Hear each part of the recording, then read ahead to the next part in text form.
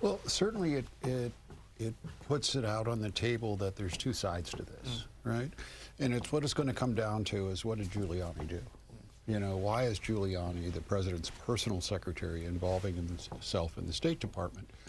And again, that doesn't necessarily tell me that the president has done something wrong. I mean, do I suspect that Giuliani's done things wrong? Of course, he can't open his mouth without saying something wrong. And I think that's the danger of surrounding yourself with people that play to the cameras, you know.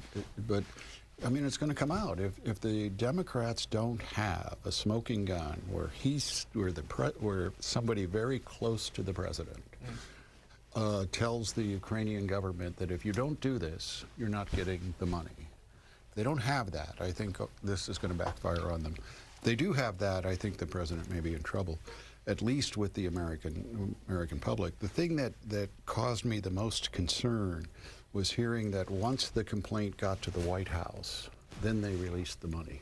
You know, I mean, if it looks like a duck and quacks like a duck, it probably is.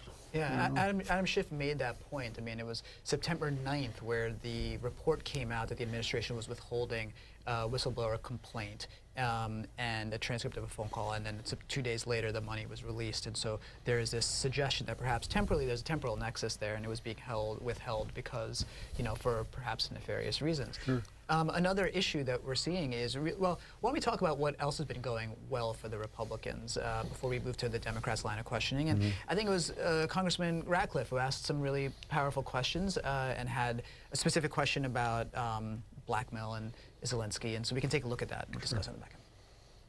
He told Reuters there was no blackmail. Great. He told the LA Times there was no pressure or blackmail from the United States. He told Japan's Kyoto News, I was never pressured and there were no conditions being imposed.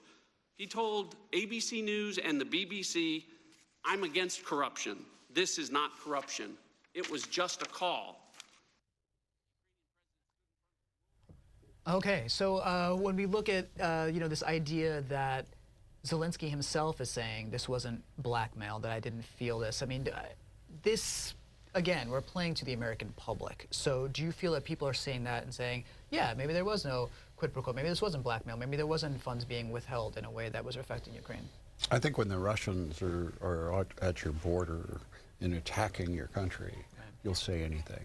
And I think the American people recognize that too.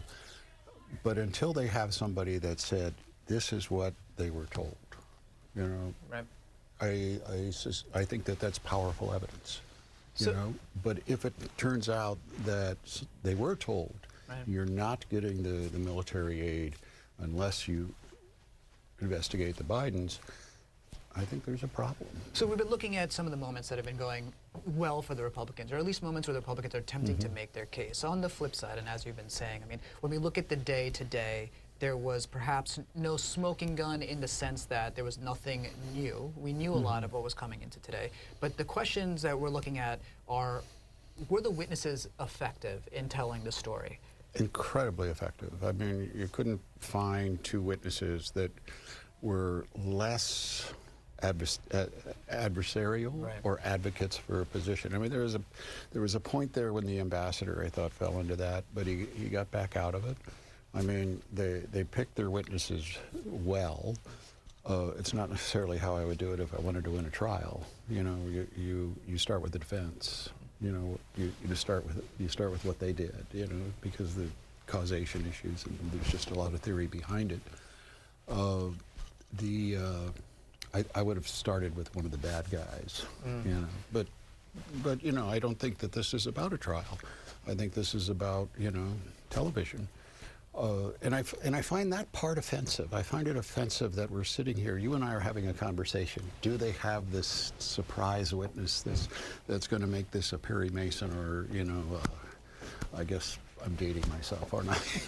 No, not at all. I mean, I think we know what you're saying, and I think that this is one of the things that comes down to, right? Like, one of the things that you mentioned is that the Democrats, based on what you've seen today, there isn't enough there, and especially because the Republicans have been trying to make this case that these witnesses in particular don't have firsthand knowledge, and therefore their credibility isn't necessarily high enough to impeach a president. However, right, if the Democrats can produce a witness, and perhaps next Wednesday when Sondland testifies, he may be that witness, the ambassador to the EU, who says, I had a phone call with President Trump, and I did hear that these funds were tied to an investigation of the Bidens. Now, assuming that this was laying that predicate, and we hear that testimony on Wednesday, and we're just before we answer that question, we're going back to Adam Schiff, and we're going to continue this conversation on the other side. Let's rejoin those hearings in progress now as Adam Schiff talks about Conway's motion. Let's take a look. Mr. Chairman. Gentleman requests a recorded vote. Classic move. I do request a recorded vote. If this could have been handled earlier, we could have not wasted this 20 minutes hanging around. I assumed that the wait was going to allow us to have the debate, but apparently that was not the case. I know you're afraid of hearing from the whistleblower. Point of order, Mr. Chairman. Ms. Conway, a motion to table is non-debatable. Wasn't debating. Clerk will call the